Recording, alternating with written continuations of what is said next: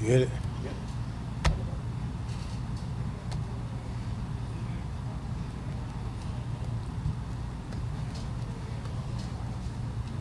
His toe. Huh? You and his toe. Man, listen, bro, I'm trying everything not to be. Feet out. It's on.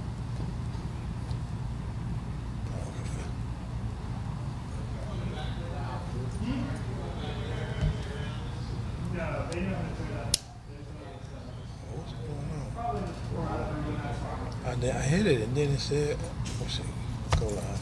You didn't need to hit live though. Oh, I didn't? That's Oh, all I live. think I messed up, Anthony. What'd you mess up? He hit the go live there and I hit the go live here. Yeah, Why are you trying to go live twice? Right. you I only- didn't know. Yeah, you only need it on that one. So Oh, how? you're already live. You trying to pull up the live feed? Yeah, yeah. Well, you pulled up from your Facebook profile.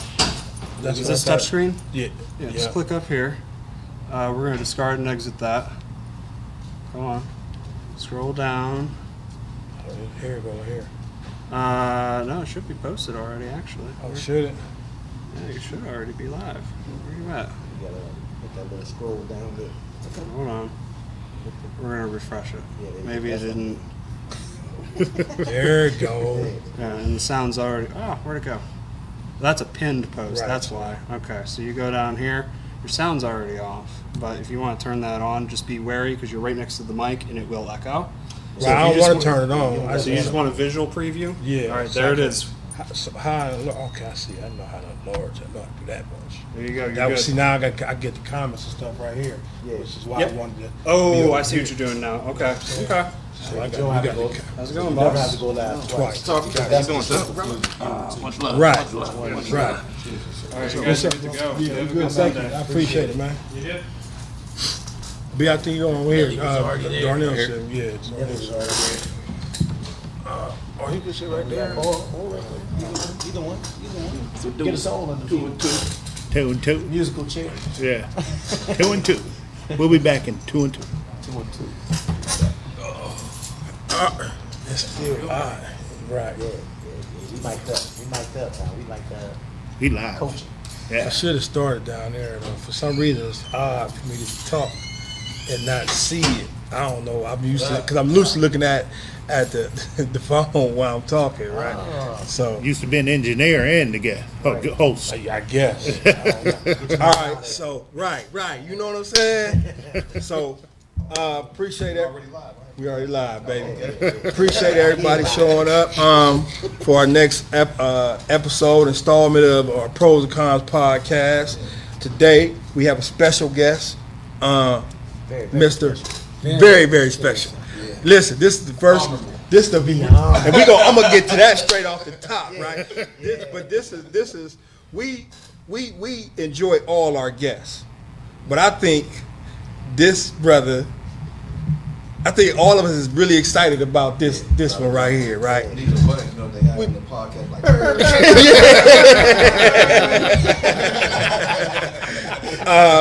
And so, full disclosure, it's my pops. We'll get into that, but it's the Honorable Mr. Kevin Tarpley, the Executive Director of Youngstown Lifeguard Academy, author, political activist, community activist. I can keep going. right. But I'm not. I'm gonna let you officially introduce yourself to the viewers, and Thank we you. we getting into it. That's all right. I've been waiting on y'all. I've been waiting. Waiting on you. I've been waiting on my call. I was like this in a 3-point stand. 'Cause Yeah. I know I'm about to do some tackling over here with y'all. My name is the Honorable Kevin A. Tarpley I. Asir is my son, and I love what he's doing. I'm so proud. I'm proud of all these cats around this table. These are some real brothers and people that are about making it happen. And as he mentioned, I'm the founder of the Youngstown Lifeguard Academy. We've been in existence. Our IRS government date is February 2nd, 2019 is when we got together. And the academy is here because of a former lifeguard, actually. A young man I trained. Normally, when I was training for the American Red Cross at 18, I became a Red Cross water safety instructor, and I did that because when I was 14 and I became a lifeguard, and I would see the lifeguards even just around the city. Most of them were white students who came from outside of Youngstown. It wasn't very many of us. I remember Sonny Washington, Anthony Brooks, Stanford Washington. That's how few we were. I remember those guys when they were doing it. And I said at 14, when I seen that first paycheck, I'm like, all right.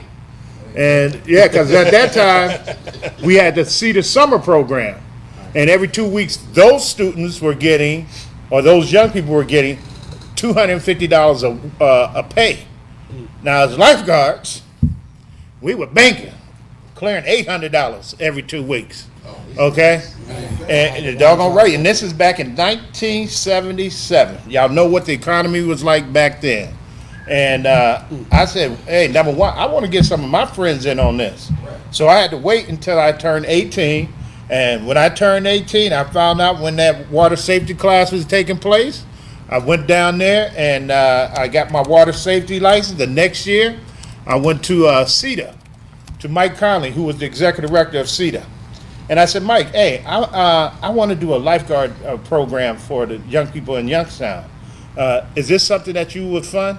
And he said, Kev, write me a proposal, get it back to me, and we'll take a look. Ms. Griffin, Sarah Griffin, who was a teacher, she helped me. I wrote the proposal. She read over it and had me make some grammatic changes. And I got it to CETA. And Mike Conley said, listen, I am so impressed. This is better than what we get from people that's supposed to be professionals. Now, I'm 18. There's a young brother coming off the street. And for 10 years, they funded that program. I would get 100 young people to try out.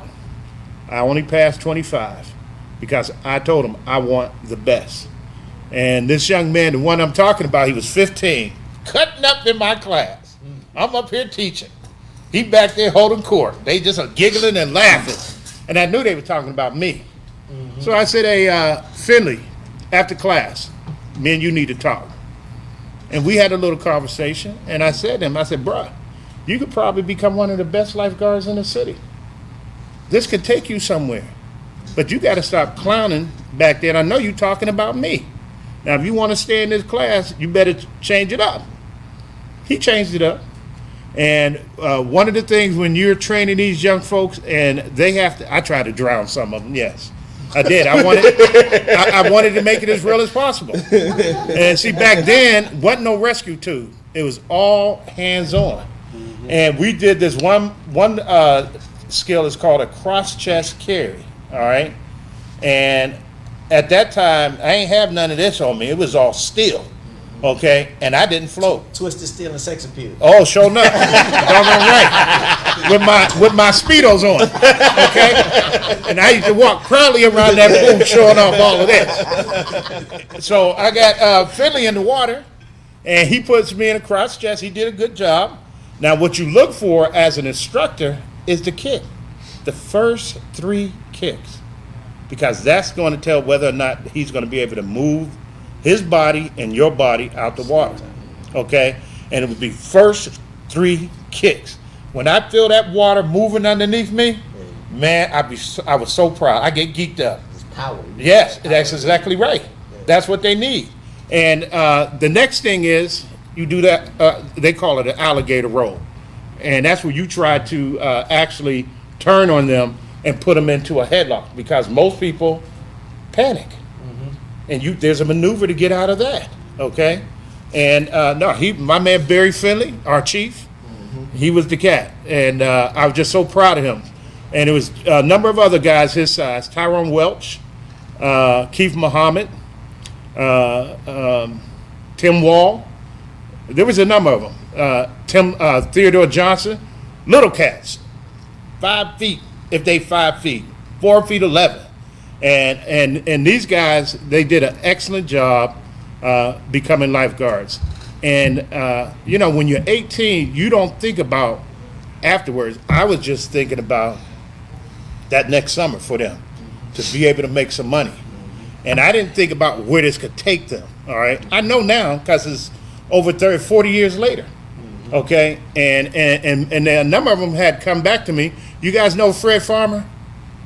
Fred from the South Side? Bro, I said this cat used to ride in the cop cars more than the cops. That's how bad he was.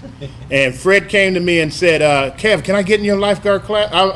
No. Nah, bro, nah, you too much of a problem. Right.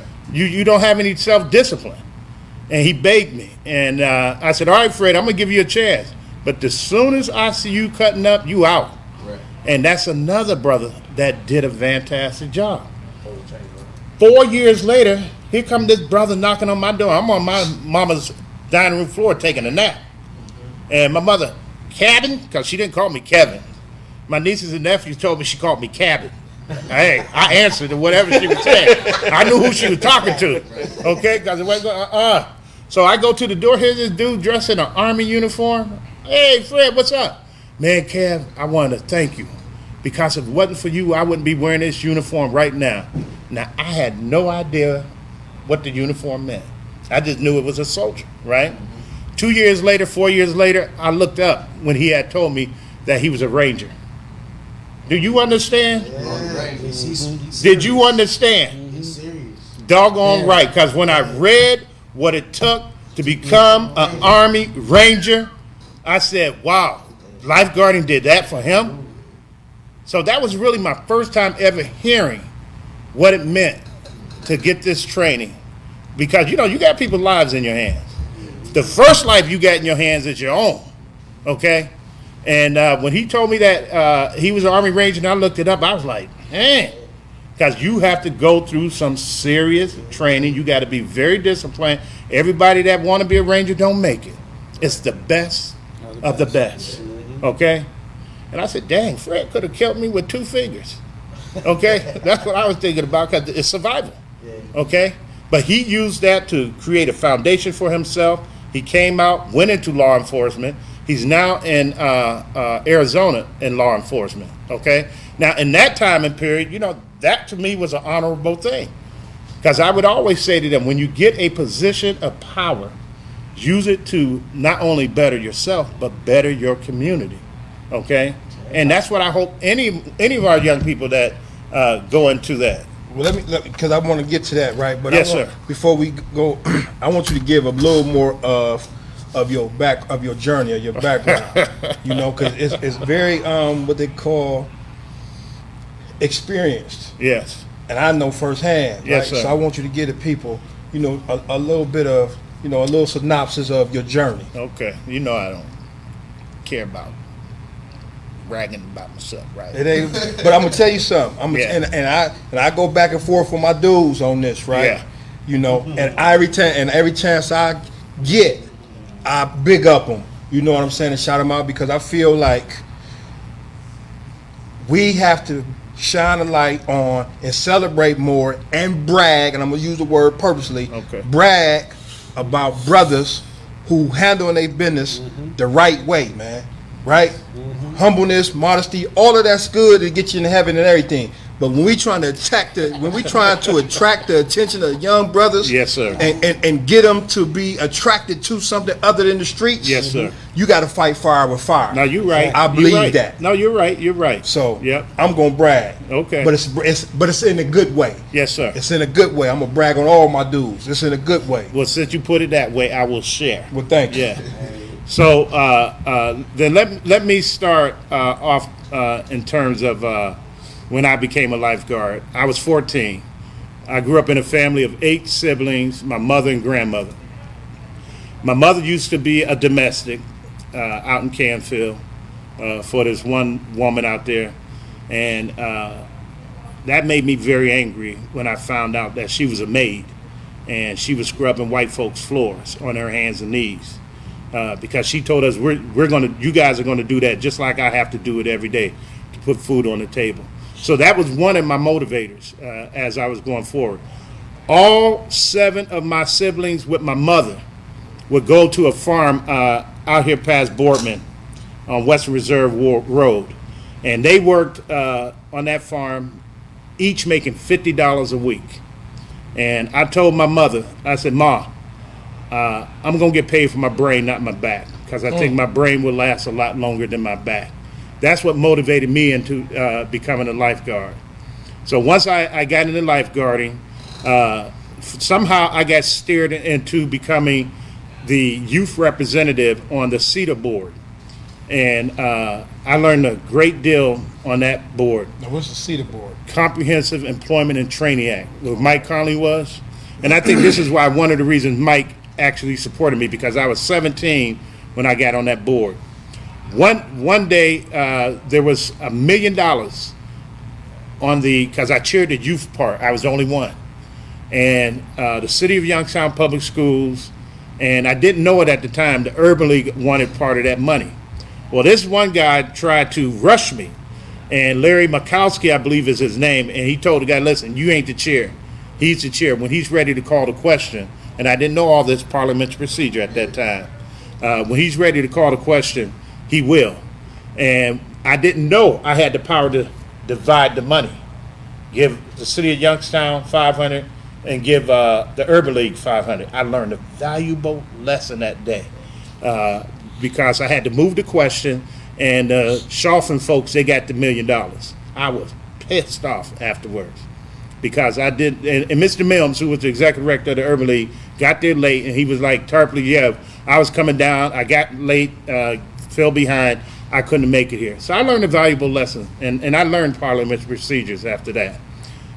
I was then, at 19, Mayor Ungaro made me his representative on the Community Action Council board.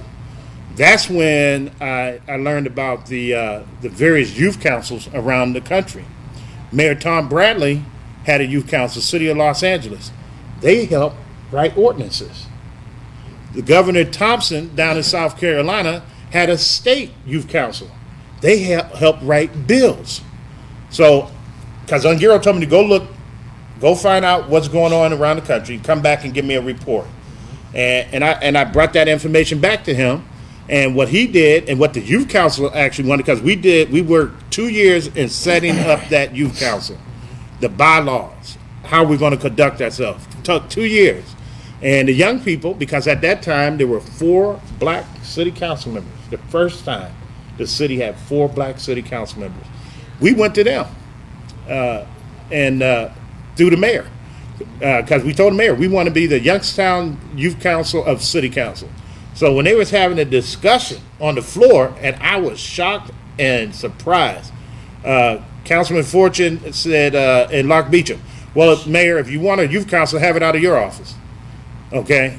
And they didn't realize that was the best thing they did for us. They didn't realize it.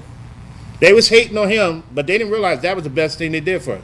Because when we would call around this country nationally and say to them, hey, this is the Youngstown Youth Council of Mayor Patrick Ungaro, can you give us a call back? We want to discuss something. We got an immediate call back. Okay? Had we been the Youngstown Youth Council of City Council, might not have happened. All right? And then the mayor and the council, they did give us usage of the council chambers, and we would meet there. Well, because we took the time we took to get organized, when people would come into the meetings, because there was a debate on how to dress during the formal meetings. And I love that debate. Kanita Kennedy, why do we have to dress formally? Why can't we just come, like you go into a Catholic church, come as you are, right? And the discussion was, well, you want to present yourself in a way where people are going to respect you, okay? Not see you as a young person, but see the possibility. Because every adult that came in and saw them functioning as a youth council, they said to them, wow, if I didn't know you guys were the youth council, I would have thought you were a member of city council, okay? And that drove the point home to them. No more argument. How old were they? The youngest was 13, and the oldest was like high school, 17, 18. Yeah. And they learned parliamentary procedure. We had a number of committees, the Youth and Police Board, Employment, Youth, and Education Board. So we tried to mimic everything in the city. We had a health board, okay? Neil Altman, who was the health director, was the best. because of Neil Altman, our youth council had the first AIDS conference for the city. And the state Department of Health came in and paid for everything. We had every school kid in the city of Youngstown that came to this AIDS conference to learn about AIDS, using prophylactics, okay, and making sure that you were safe during that period. And then a gentleman from the Mott Foundation named John Blythe came and said, Kev, if you can get city council to give you $100,000, we'll match it. The Mott Foundation will match it. At that time, there were only 20 major foundations. So we went to council and asked them to fund it. They refused. Now, had they given us that $100,000, we potentially had $2 million that would have came to the city of Youngstown. And guess what the young folks wanted to do with that $2 million? Community centers and youth type stuff. Or- They wanted to do more of the workshops like we did with the state health department, and they wanted to fund summer jobs during the summer With that cash. with that cash. $2 million worth of cash. 13 and 17 year olds. 13 through 17, okay? And y'all know some of them now. Mike Anderson, Malik Mostella. Malik Mostella was a bad brother back then. See, I didn't take that when he word for word as an insult or a disrespect. He did what he was supposed to do in that environment, okay? Malik challenged us. Wayne Bonner was the only other adult that was working with me. And man, Wayne was hard. Wayne was hard. I said, Wayne, you can't get mad at him. They're doing what they're supposed to do as representatives of the young people here in the city of Youngstown. It ain't our job to like what they say. It's our job to listen as to what they were saying. Malik had a meeting with the chief from YSU, Chief Wellington, and the sheriff at that time. I think it was Nemeth. And Malik was saying to them, listen, y'all need to be on your toes because we're hearing that this East Side group talking about coming up here and shooting up the game. But the arrogant adults, oh no, we have enough security. We won't have a problem. We'll be able to respond. And Chief Wellington stood up in that meeting, and I'm glad he did this with Malik present. You ought to be listening to these young people because guess what? They know about it before we know about it. Okay? And that was really like my last time being able to be engaged because there was a woman named Dorothy Stolman who I went to New York. She was one of the ones I was going to go see. But she was downtown at the Ford Foundation picking up $1 million check. Okay? So my visit, to New York at the time got overlooked. But she did come to Youngstown and she saw what we were doing with the young people. And at the end of her speech, she came over to me, hey, Kevin, can I ask you something? Now, here's this white woman from New York. I ain't believing her, right? Hey, how would you like to come to Boston and be my national youth coordinator? I'm 22 at the time. I'm 26 at the time. I said, all right, Dorothy, yeah. A year went by. She called me on the phone. I got fired by the county because they said I was doing city work on county time. And she said, Kevin, are you ready? I said, ready for what? You ready to come to Boston? Yeah, I just got fired. She said, good. I was there in September. Mia Sear and Cornelius. I'm glad you talked about that, but first let me say, because, not only is obviously we excited about you, but like people, Dawn, she spoke about possibly bringing back the youth council. And I want you to touch on these things as we go along. Yep. And then our sister Athena Mace said what you think about opening the amusement parks back up. His pools down there, right? But before you address those, talk about your experience in Boston, in Massachusetts. Yeah. Well, one of the big things was when I got to Youth Bill, Dorothy wanted me to go across the country and set up what we call youth caucuses. All right, to do just what the youth council was doing in terms of advocating for young people in their cities, in their states. And I was able to successfully do that. And then she said, will you set up a national youth council? I was like, how many things I got to set up? But that was really good because it created opportunities for young people to see that they could have an impact on a national level. Because every spring, we would go to Washington, D.C. and advocate for youth bill.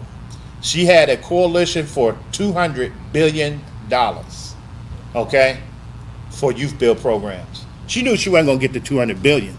She was building up allies in the Congress, both Democrat and Republican. She got $100 billion when we finally did get it, okay?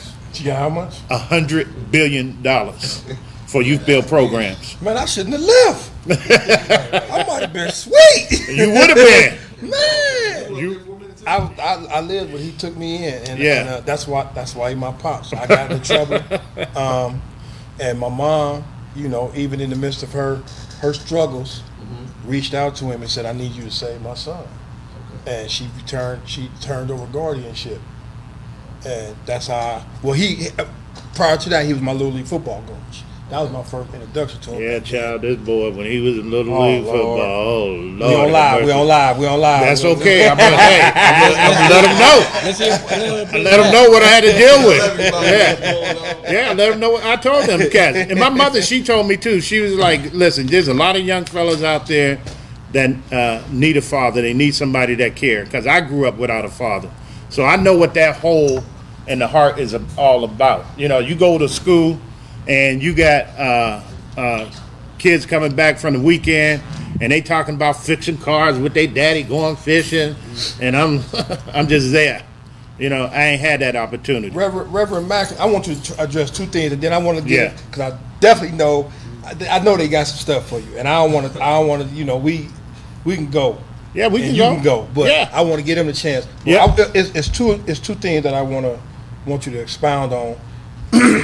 One is, and I know the answer, but I think it's very important because it's very interesting that young people or whoever hear why you do this, right? And that's why you put honorable in the front of your name. Yeah. And the second thing is, I forgot the second thing. Address that, and then I'll let you go, and then we can get back to it. 1996, I ran for city council in the city of Somerville, and I was elected the first black city council member. They call alderman there in Massachusetts. So that's one reason why the title of honorable, because when you get elected to a governmental office, you are bestowed with that particular title. Then I was a member of the Massachusetts Democratic Party, and I threw my hat in to become a member of the Electoral College. Okay, every state has a different process. So your Electoral College members are represented based on your 2 senators and your number of congressional districts. So if you got 10 Electoral College members, that means you got 2 senators and 8 congressional districts. So I got a chance to run for that position. I had to talk to, we had a ton of people on this state Democratic Party, because they try to cover all facets of our human life. And I had to then give a speech as to why I felt I would be the best person to represent the Democratic Party or Democrats as an electorate. And I mentioned the fact that I successfully won the seat for the first time for a black person to serve on the Somerville city government. I became a vice president of the Board of Aldermen, and I talked about what I felt just having that opportunity to say, hey, William Jefferson Clinton for president again. Because historically, those seats got sold, okay? When Lincoln became president, there was a guy out of Illinois, he had to make him postmaster general once he became president. So for a long time, this is what happened with these seats. And there's a saying that the American public, there's one day out of 4 years where the people really become powerful, because you get to decide who sits in that seat. So when I got a chance to become a member of the Electoral College, you become a member in Massachusetts under the Commonwealth government. You become a member of the General Court, okay? And that's where your state senate and your House members sit. So for that one day, and the Secretary of State, William Galvin at the time, he and I, we were walking up to the State House. He said, Alderman Tarpley, you know you're going to be the honorable for the rest of your life now. I said, oh, is that right? I said, why is that? He said, because you're a member of the General Court and you're an electorate. And every time we have the presidential election, there's a space reserved for past electorate members. I became the first black person to serve in that particular role, representing the city of Somerville, and the first person to once again serve after a 60-year hiatus. Nobody from Somerville was elected, so I was able to do some other things that was important. And I use the title because I want people to ask just the question you're asking: why are you honorable? And I was wondering, because all that you just said, I didn't know nothing about this, because that ain't what you broke down to me. Now you about to break down what you told to me. I'm saying, and I've seen a lot of it, but I'm saying we've had conversations when debates. And when I was in prison, right? And so let me share. Yes, sir. I was told one of the reasons why I put honorable in front of my name is because it's automatically gonna make people respect me, right? That's true. Now I'm gonna tell you something. When I was in prison, he put it on his letters. When he called to check on me, he used it, and it elicited a different response than if my mama or my auntie or my sister or somebody called, just because they didn't know who this was with this honorable in front of their name, right? Put some respect on it. Put some respect on it, and it's essentially that's what he told me. He said it's gonna make people respect you, right? And it went along with my dress. And I remember he talked about suit coats and just dressing the part. And you young, back then we wearing Sweaty. with the girl jerseys and all that stuff, right? Ain't no And sweatsuits. right. Now I put on a suit coat. I happen to like them, but I put on a suit coat, and I promise you, I done went into the Denny's or somewhere, and people just treat me different, just because of that, right? So these were just a couple of lessons that he gave me, but I wanted him to share that about the honorable, because I think it's a good message for the youngest. You know what I'm saying? But you need to understand. also recognize who normally has honorable before their name. Judges. Okay? So when they see that, they don't know if I'm a damn judge or if I'm a hooker. Okay? So when I did do that, because that's the first question everyone asks. Hey, are you a judge? Nope. I'm not a judge. I'm a regular guy. Okay? Because he's right. And I did that in his particular case because I wanted them to know, you mess with my son, I'm coming. Okay? And I mean that. I've sent lawyers. He didn't need to know, because I ain't want him to get no big head. I got jumped on by the police, right? I'm gonna tell the story real quick. Yeah. I got jumped on by the police while I was in segregation. I went to segregation for a gang fight, but while I was in segregation, I got jumped on by the police, right? But to protect themselves, they charged me with assaulting a police officer, right? Now I'm in segregation for 10 months. I ain't allowed out my cell without being shackled, handcuffed, without the video camera, 3 officers, all this old crazy stuff, right? And I wrote him. Didn't even know if he was gonna get the letter or not, because they play crazy in there, especially when they're on some other stuff, right? So a few weeks go by, and they call me up to the warden's office.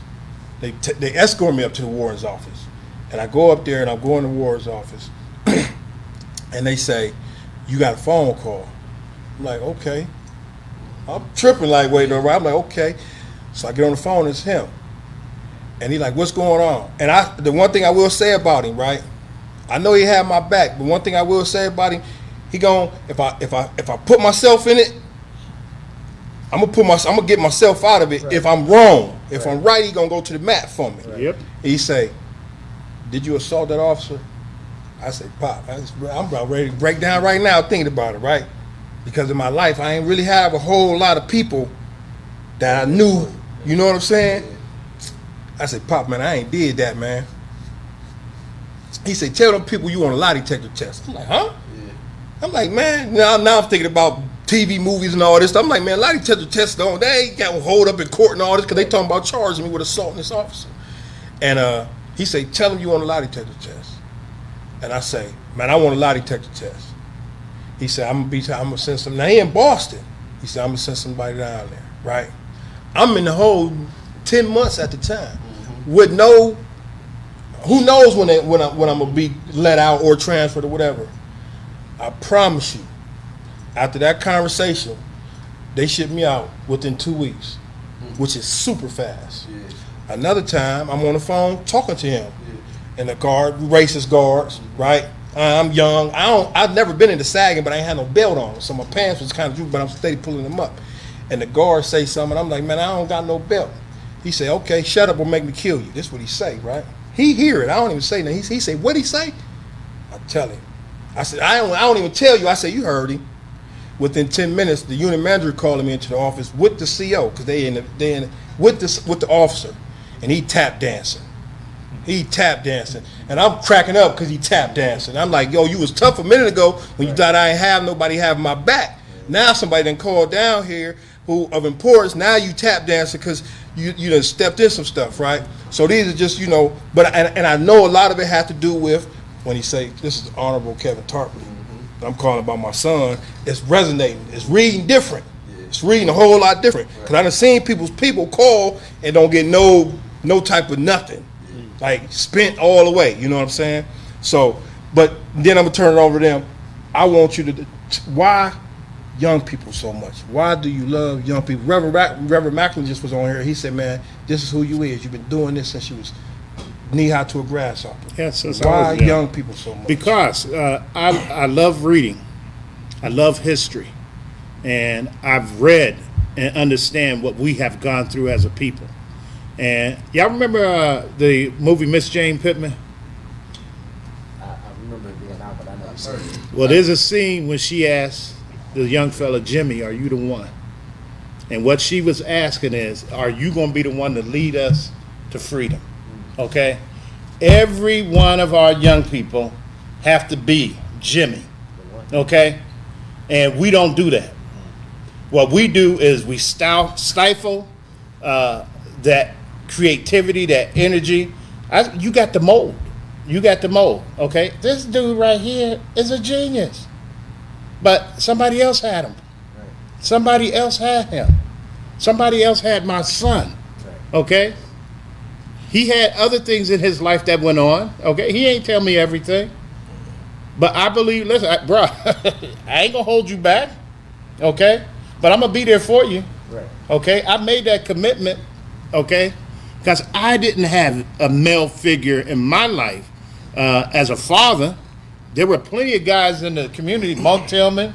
I mean, I could just go down the line of the men in the community that had my back, okay? But I wanted to have my sons and have their back. The question I would always ask them is, what did you contribute to the situation? I want to see if you're going to tell me the truth or not. He's at Arlington High School. Mr. Tarpley, can you come to the school tomorrow? I'd like to talk to you about your son. I'm like, God damn. What did he didn't do now? And I just knew he was terrorizing the school.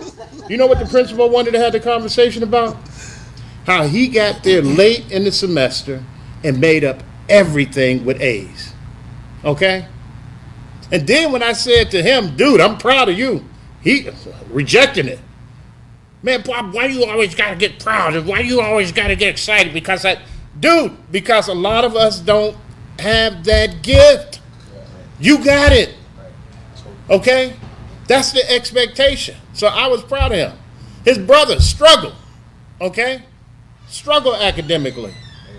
But see, they didn't understand. Let's put our forces together because, they just getting together. All right? So that's why I'm so proud. I do it to this day when these young people in that light come on. Okay? One of the dope things you just said was you asked the question of him when he was in trouble was, what did you contribute to the situation?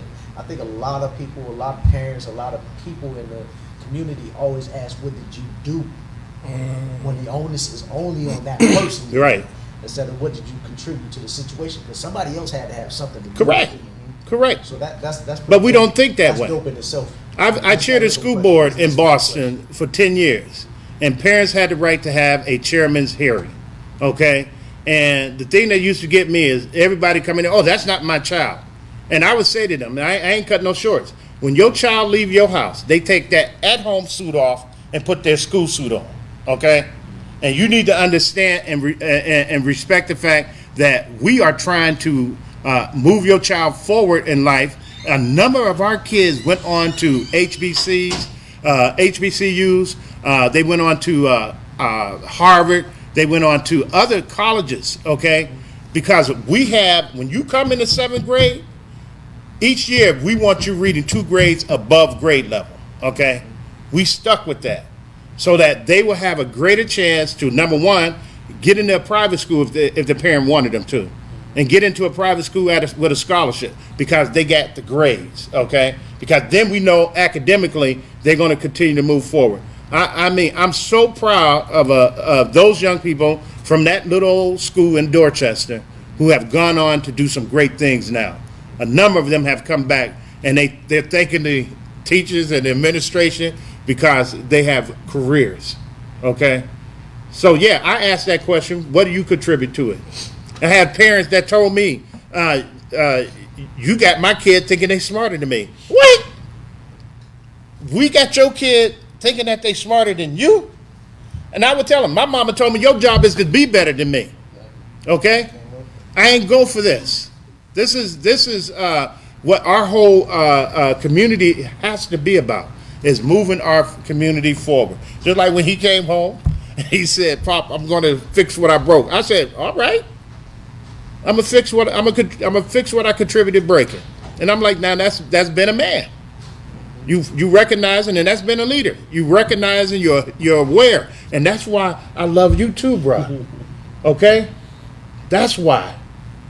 Because y'all doing what I was hoping what y'all would do when y'all was young. Because I wanted to start a nonprofit. These are my sons. Oh, man, we're not going to. You're going to have us all in the public and people knowing our business. Are you serious? So I didn't do it. I wanted to go around the country to help young black fathers and young black men build that relationship. Okay, it ain't all about honey and hugs. It's about the tough times too. I wanted to do that, but I wanted them to be the lead, and I'm in the support role. My uncle Omar Ali was a Muslim, and he used to say to me, "Taiwo, you know what my role is at 58? My job is to support you. Step back, not be in front of you, but behind you." You got older folks, when them young people don't know how to act, they better stop disrespecting me, this, that, and other. And now they fear him. Won't say nothing. Won't say nothing. I ain't afraid. I'm going back. I brought back 2 Youngstown, old Youngstown. Okay? I'm going to support you. If you need supporting, I'm going to fight like hell. I'll flip some tables if I got to. All right? In order for our young people to get the support, the education, the training, all right, that they need, so we can have some successful young people here in Youngstown. That's my job. Let me ask you this. Yes, sir. Why lifeguard? Why are you using that as a vehicle? Because And I'm sorry. The other part, and what's the importance behind it? You might have touched on some of this, but I think this still should be brought back up. Well, the reason why I use lifeguarding, because I know what it did for me, and I see a number of people who I train and what it has done for them. Marlon McGaughy, okay, Mike Anderson, Chief Barry Finley, all of them are the young people that I'm working with. They grew up, they wasn't rich, they were just like them. And I seen how that gave them underpinnings, a foundation to build on, okay? And when I came back in 2019, my intentions was just to do lifeguarding for the city of Youngstown. You only got one pool, okay? That was my intention, just one pool. And then I learned that the need for lifeguards was countywide, now statewide, now national. I said, we got an opportunity if we seize the moment where we can get 40 young people, not only to take care of the 12 pools here, but we can outsource them, okay? If they go up to Kalahari and Sandusky for the summer, they can make $25 an hour. And you know what the Kalahari is doing right now? They're giving them a signing bonus of $1,000. Cedar Point pays $18 an hour. Okay, Willowberry up in towards the lake, they're paying $15 an hour. Now, just imagine if 40 of our young people was working that summer, making that kind of money. Do you understand the revenue that comes back to Youngstown? Because they're a resident, the city of Youngstown can still charge them 2.5% income tax. Right. Okay? So becoming a lifeguard requires that you become a coachable individual that is ready to take on major responsibility. That's why I stuck with the Lifeguard Academy. Oh, another thing. This is a great time to promote the book. Okay? I'm glad you took me there. You didn't know this. But this young man, Lloyd Lewis, and the book is entitled Me and Lloyd Lance Lewis. He's a Jamaican brother. I was working for Sandra McCroom, who grew up. She was a lifeguard I trained as well. And Sandra became executive director of a program called Roxbury Youth Works. And she called me up. She said, Kev, I need your help. Would you be willing to come and manage the Dorchester Reentry Center? She said, that's our biggest program, and we got a lot of problems. I said, yeah, I'll come and help you. So one of the things was, she said to me, hey, Kev, why don't you do the lifeguard program like you did in Youngstown, right? So Lloyd was one of the young men that came up. This dude was 6'3". He was 250 pounds and just angry. Okay, so I was demonstrating on him, saying, "This, you guys, you got to be able to carry a guy this size." He looked at me, gave me that look. He was ready to beat me down right there. 6 months later, me and Lloyd sitting up in a park in Mattapan having lunch. Went down and got some Jamaican food, and my man Lloyd is over there eating, and I'm watching him with the peripheral vision. You know, as a lifeguard, you get trained how to do that. I said, "Hey, I know you, but I don't know you, bro. You still got to be safe, right?" And I said, "Lloyd, what's up?" He said, nothing. I said, well, why you keep looking up at me while you eating? He said, Cam, can I tell you something? I said, yeah, what? He said, man, you're like a dad. I said, got him. Got him. And that gave me, I said, now, if you think I'm like a dad, I want you to understand something, Lloyd, and you can ask all my boys. I don't play. That means you're going to take your butt to school every day. You're going to be at practice if you need to be at practice. You're going to get dressed when you're going for your interviews. And we had just came from an interview actually that day. Took him to the Holiday Inn in Somerville. My man dressed, got the shirt and tie, got his hair braided back. He goes in, lands that job, $25 an hour. Lloyd didn't want it. You know why? Because he had to ride a train from Boston. He's used to his element, all right? Was afraid to go outside of that. Turn that job down. All right, Lloyd, that's cool. You don't want to work at this Somerville Holiday Inn? Let's go try another one. Go to Cambridge, to Royal Sonesta Hotel. Land a job, $25 an hour. And if you work on Sundays and you train the kids, if it's 3 of them or 5 of them, no matter what, we're going to pay you $75 each kid. Didn't take the job. So I went back to the old trainer, Frank Blue, said, Frank, Lloyd is afraid, and this is what young people do. They sabotage themselves. Lloyd is afraid to go outside of Boston. Would you let him work here in Boston? And Frank hired him to work in Boston. He didn't get $25 an hour, but he got a job lifeguard, and that was a good beginning for him. So I want to encourage people to get me and Lloyd Lance Lewis and get an understanding of what you as an adult, when you're working with young people, what you have to be willing to go through in order to reach them and then help them move forward. And understand they're going to sabotage themselves. You can't get mad about it, okay? You got to accept it as part of their development. My mama used to say, I'm going to let you bump your head, okay? But if you are connected, you can still help work with them and move them forward in life. I guess my question, I'm going to go back to the electoral college. Yes, sir. So what do you say to folks that say, you know, what's the purpose of me voting when the electoral college is the one that chooses the president? But you got to have the electoral college. When you have the electoral college, people need to understand something. President Clinton's name may have appeared on the ballot, but the votes went to or towards that party's electoral college members. So when I looked it up, and it had 1,575,000 votes for Kevin Tarpley. Oh, I got his votes. Okay? People got to understand that. So you have to win those electoral members.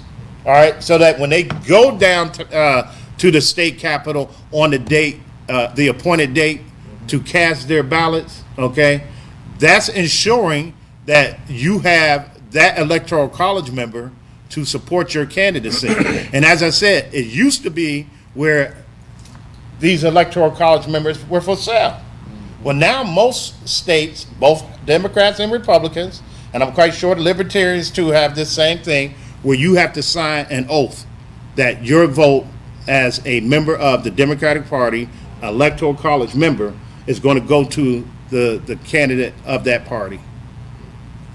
Is it so? Once you make that oath, you can't go against it, or is there a Oh, you process could go against it, then the party could sue you for breach of it's a contract.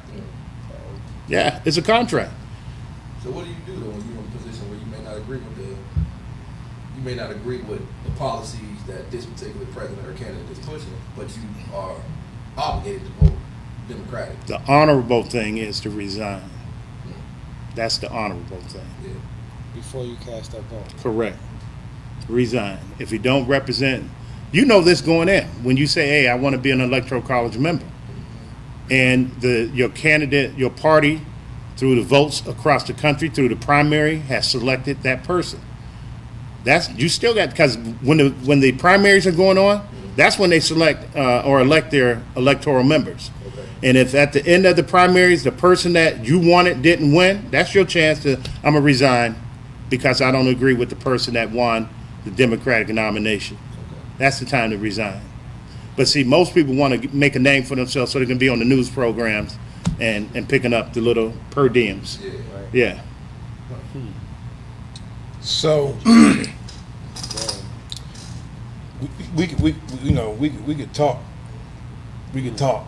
But I wanna close. It's two questions I wanna ask. And as we close, the first one is, I forgot again. No, I didn't. No, I didn't. The first one is, was the sacrifices that you've had to make in your life worth the work? And the last one is, from your perspective, looking at Youngstown today and what we're dealing with, what can you say to parents and to young people? Well, first of all, I'm going to tell you, every time I get to see you,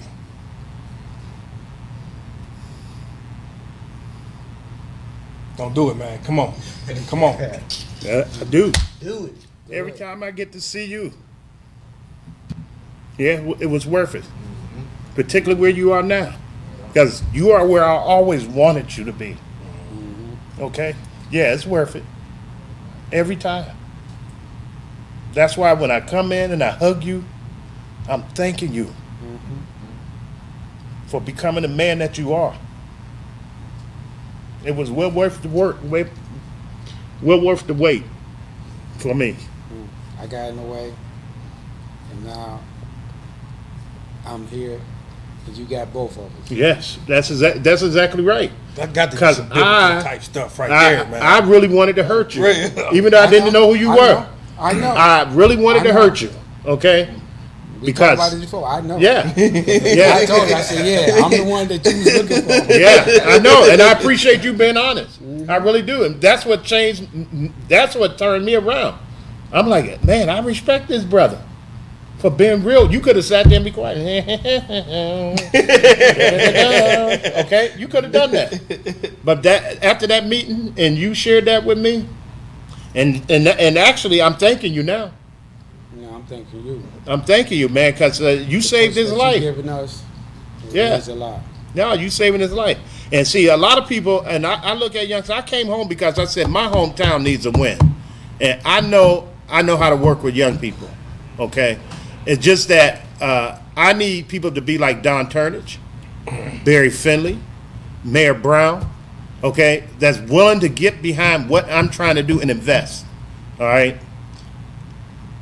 Because I know this program, and here's what's going to happen. In 3 years, the Annie Casey Foundation, Mott Foundation, Pew Foundation, or the Lilly Foundation is going to contact me, and I'm like, how do you get my damn number? Okay, oh yeah, it's on the paper. Mr. Tarpley, if we told you that we're willing to help you to go to scale, and then are you willing to replicate your program? That's what they did with Youth Bill, okay? And how much is that going to take? And if I threw out $100 million, these are foundations that can do that. Andy Casey just gave Berea last summer $80 million. And guess what for?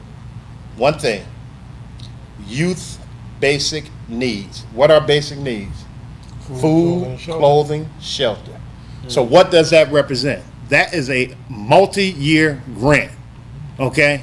See, a lot of folks around here don't understand this. But you're 1 year, it's too expensive. City Council, we asked them for $250,000, okay? The way you spend down on that, you have to spend that money first, okay? So we couldn't access the $250,000 until we did what? Raise $250,000, right?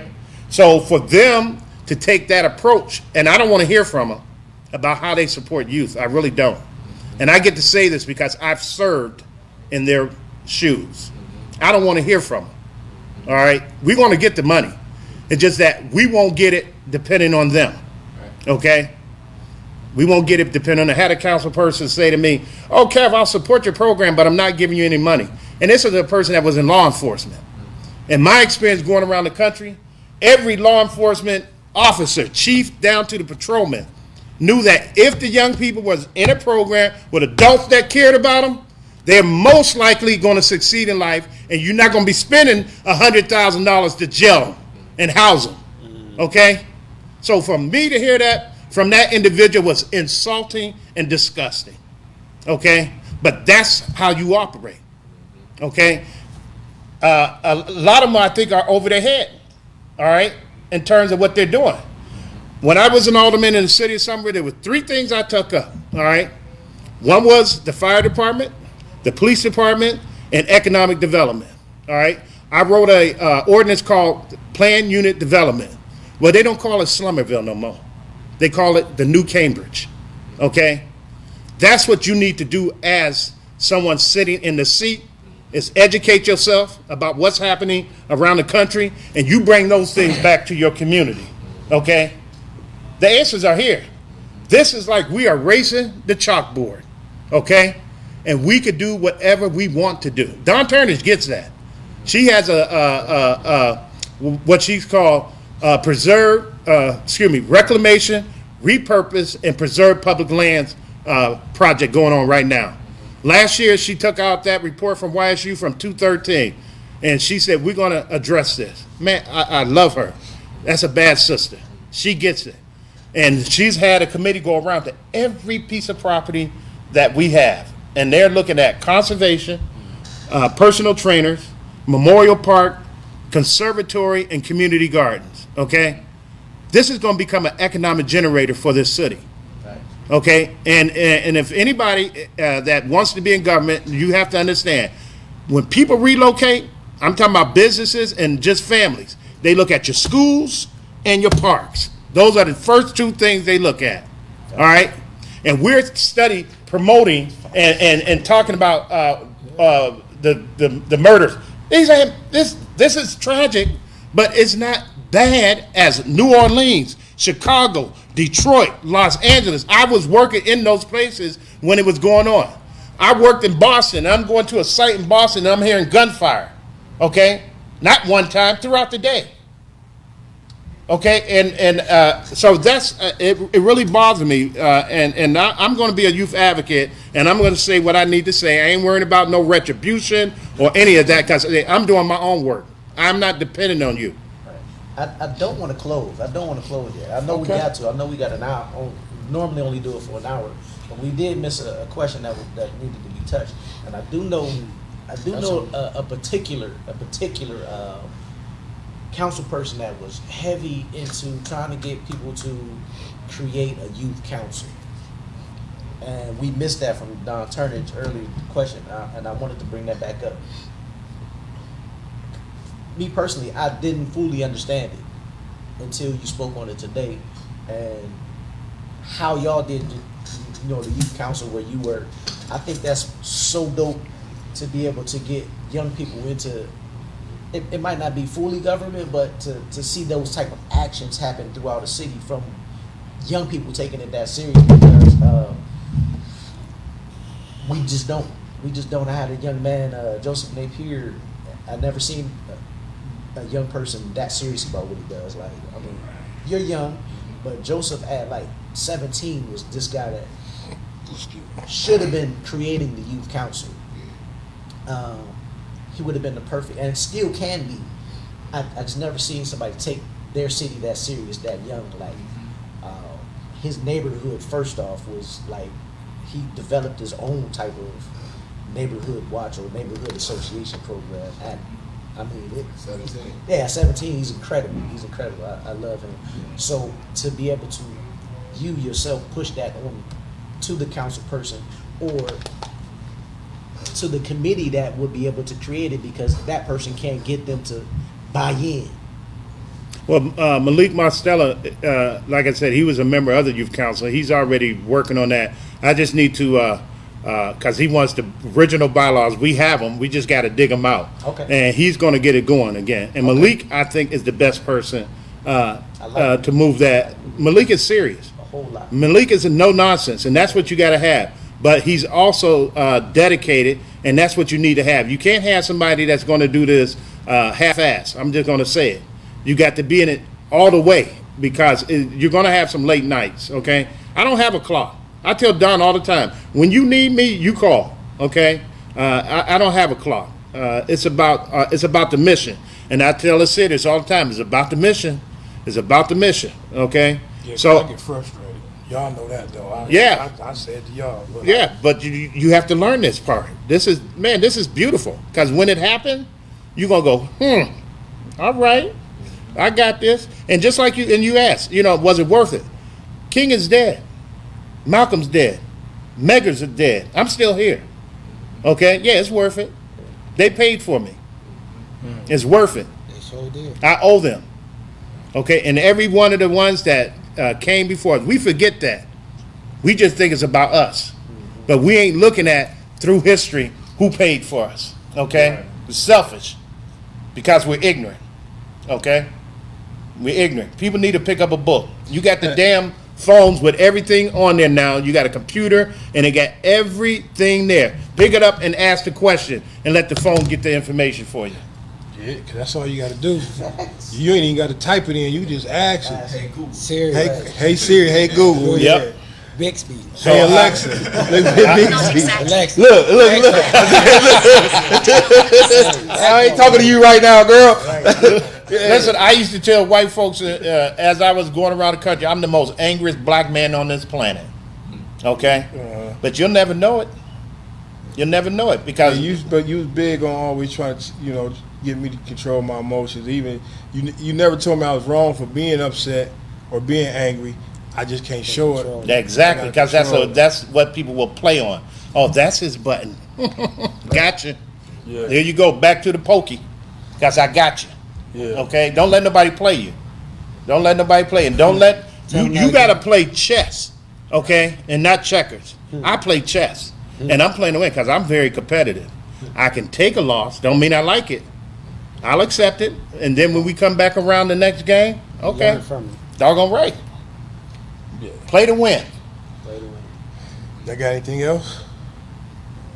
Man, we be here. Look, we about to say We for can real. really be here on live. Yeah, 'cause I was thinking more. Cause I know you were talking about like on the education side. Y'all know that's my field. Yes, sir. So you were talking about like you guys made sure that every 7th grader was reading 2 grade levels ahead. That's correct. How did you implement that, and what type of strategy you take? Well, we had a woman, her name is Carmela Sherwood. When I came on the board, the previous board tied her hands, okay? And I told her, I said, Carm, my job as board chair is to keep the rest of the members out your way and let you do what I know you could do, okay? When I came on board, they were level 3 years in a row. They were close to getting shut down. And one of the other things I said to Carmen was, listen, you got to fire some of these young teachers because they're not doing what you asked them to. I said, they are more harm to our kids than our kids are to themselves, all right? So we fired some folks, all right? And we got teachers that came in that was dedicated, and she made sure she had a principal that made sure that the educational piece was going on, because we had to have a person that was responsible for academic development, right? And in that second year, we made performance level 1. She said, Kev, you sitting down? I said, damn, what happened now? She said, Kev, we made performance level 1. I jumped up because that was huge to make performance level 1. And not only did we make performance level 1, we made it with the government recognition of closing the achievement gap. We did that 4 years in a row thereafter, okay? That's dope. And the State Department of Education didn't like the fact that I knew how to read statutes, okay? So we have a teacher that was going to replace Miss Sherwood, and this woman became the executive director, so she's playing some little games in between, hiring folks that she's not supposed to be hiring yet. She's telling people, I'm not going to work as hard as Miss Sherwood. She told me that to my face. I'm not going to work as hard as Miss Sherwood. I'm saying to myself, I'm trying to be cool, right? Give her a chance. And then I find out all this stuff. And so on July 7th, I talked to the board. We fired her, okay? She went to the Department of Education and told them that we were stealing money. We wasn't doing things appropriately, all right? I ain't afraid. We had a board attorney, and he said, Kev, you just got to be prepared to defend whatever somebody is trying to accuse you of. And I was ready. And they had this whole big investigation to the Attorney General's office, the Department of Ed. They're calling us all in to the carpet. And I had to let the AG office know, because a black man and a black woman work good together, they got to be sleeping together. Not having that. Okay? And when they finally got done with their investigation, the first paragraph was all that I was looking for. The board acted in good faith. They may not have liked what we were doing, but the statute said we had the right to do that as a board. All right? You got to read. Understand the rules. Operate on, even if you operate. Go ahead, I'm sorry. But I need, because I know you'll go. Yes, But I am. Y'all got me fired up. I want you to say that again. I want you to say that again, man. As we close this down, because I think that is so key. You know what I'm talking about, right? Know the rules. Read. Operate. Know the rules. Yes. They say ignorance is bliss. Ignorance is getting us life bits. Yep. Ignorance is getting us murdered. Yep. Ignorance is getting a little brother shot 70 times. Yep. Like, ignorance ain't bliss, No. man. You know what I'm saying? It's bliss for your oppressor, because they ain't got to worry about you then. Yeah. Okay? They ain't got to worry about you. And I try to educate young, particularly young black men. Every time you go to prison, you are one less competitor, okay, for them to worry about. People are pissed off because Chief Finley is one of the most qualified chief engineers, as they're known by statute, in the state of Ohio, okay? And I try to encourage him all the time. Chief, when you're the first, you got to expect what you're going through and accept it. I relished it because I love shooting them down with words, okay? Because there's nothing more embarrassing for somebody to challenge you in public thinking that they're going to walk over you and you do just the same to them, all right? Many a times they thought they was going to embarrass me. Nah, it ain't happening. My mama raised me to be a cat, not no mouse. Well, I appreciate you. Not just for not giving up on me. I appreciate your support, man, your encouraging words, your advice. I appreciate you taking your time out, coming down and sitting with us, vibing with us, dropping some stuff on us. Like we could talk with you for Every time me and Darnell get to talking, Darnell light up when it comes to you. Like, I joked when they came in. I'm like, man, it's like, this is your pops, man. Like, you know what I'm saying? What's popping, baby? You know what I'm saying? But I get it, though. You know what I'm saying? So I appreciate you, man. I appreciate you showing up, man. And I get the book. Get the book. He uses some of this to support the young kids. And I'm going to tell you something. I know this from personal experience, man. He ain't nobody who's looking to get rich off the back of young people. Nah. He ain't nobody that's looking to get rich off the back of young people, man. The stuff that he do, he's genuinely doing from the bottom of his heart, from the love that he have for our young people. So I appreciate you. I celebrate you. Honorable Kevin Tarpley the Honorable. first. Asir Miller, my son. Louis Magnus said yes, growing our own. There you- Growing our own, growing double our own, right. baby. That's you better it. know it. That's it. Before we close out, I want to make a announcement / whatever. It's actually going to be probably the next 2-3 months. We are going to highlight women from the city who doing their thing. So, as we was talking, I just came up with 2 more women. It was supposed to just be for July and August, but being that we only do it bi-weekly, and it's actually quite a few sisters who doing their thing, and I'm gonna get Dawn too. And I got a young sister, man, that I met, and she gonna know who I'm talking about without saying her name, but she was a CO. I met her as a CO, and she's the daughter of somebody we all love. But I ain't gonna get too much. But I met her when she was a CO, man, and I took to her, man. I told her, man, anything you ever need, I'm there for you, right? And since I've come home and I've seen this little sister, man, doing her thing, and what I loved about her was, even though she was young, she is CO, and she in this machine that's telling them to treat us a certain type of way and all this. She used to dog them folks. She said, I'm not treating my brothers like that. Good. And I don't care what y'all do. Right. This ain't my life. This ain't my end. I'm not treating them brothers like this. Every time I come in here, I'm gonna show them brothers love, and I love her for that to this day. So I'm gonna get, soon as we get done, I'm making the phone call and get her on. But so July, August, September, we're gonna highlight females from the city who doing their thing, trying to make our city better. And I'm using that to challenge brothers, and it is brothers, and I know it's brothers, and we're gonna dig those brothers out as we have been doing, you know. But I want some more younger brothers too. I want more younger brothers your age or younger who doing their thing, because I feel like, again, for me, one of my things is addressing the violence. One of my things is getting the little homies to realize you ain't got to just be in the streets to be cool, whatever. And I mean, they say I'm the old dude that dress slick, right? But I'm the old dude, right? Okay, whatever. I'm glad I've lived to be this long. Amen. When I was 17, I thought I'd never see this, you know what I'm saying? Yeah. But I need their peers.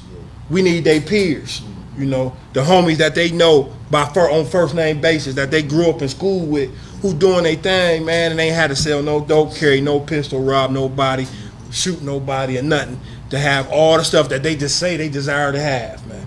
So that's what one of my ultimate goals is. Again, I appreciate you, brothers. I know this. I always try to make sure I make it very clear. This is us. This is we. I don't even be liking to start without all of us here unless I know somebody ain't coming. But I definitely appreciate y'all, man, supporting me, embracing me, and I love y'all for that. Until the next time, man. Respect. Respect. That's cool. Keith, you got anything? Yeah, Dawn, she's going to be a great guest to have here, because she thinks outside the box. Dawn is, man, she's powerful. Is she on the city council? No, she's the director of the park department. Turn this on. Yeah. Who was that on the city council? She, Oh, you talking about Samantha Turner? Braid. Samantha. Yeah. Gardens. People on Gardens on the one side. Oh, they on Garlands? It's the end. Sunny man. Yeah. Stuff in. That's her people. hope it did. Well, brothers, y'all, thank y'all for inviting me. Like I said, I've been waiting for this day because I've been telling my son all his life, man, I can't wait till we work together. This ain't ended yet. It's still rolling. Oh, Oh, yeah, dog. You ain't got one of my real secrets. Yeah. So I appreciate it. I just knew y'all was gonna be ready to hammer me. I'm on here, but it's Especially you, mine's Darnell. today. I See, said he been Listen, writing, he controlled taking this notes. over there. I was wanting to You make sure I said could so read much, the it was comments. like, and I ain't stuff know like what that. to say. That's why I just said what I said. Just left it at that. Hope Well, see, somebody else pick up the- that's another seems like skill. it is, 'cause Answer I the just questions did so that. there are none. Right. Keelan, it's still rolling. We have Keelan. to turn it off on here on this computer. How you do that? Over here. No, it's still. Oh, it's still over here. How end it? Go up on your page. You go up. Oh no, this is. It's definitely still on. It's definitely on my page still.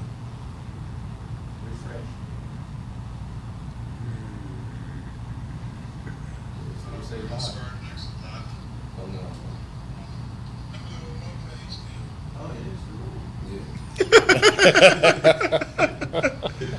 Man, we they- gonna figure this out. Hey, they get to see behind the scenes. Right, That's all. there you go. Uncut version. Hey, what? Is there some type of youth council going on now though that they trying to put out? What here? Yeah. Well, that's Malik. He's he's working on starting a youth council. But I seen some like a few kids that had went somewhere in the state. Oh, no. That's Serve. They did a trip. They took them to there was a statewide conference, youth Okay. conference. Gotcha. Yeah, Oh, I think you got it now. yeah. But they Malik is going to work on the Oh, youth no, you council. Okay. Yeah. Man, It just won't end. yeah, well, Is the engineer here? he left. Oh.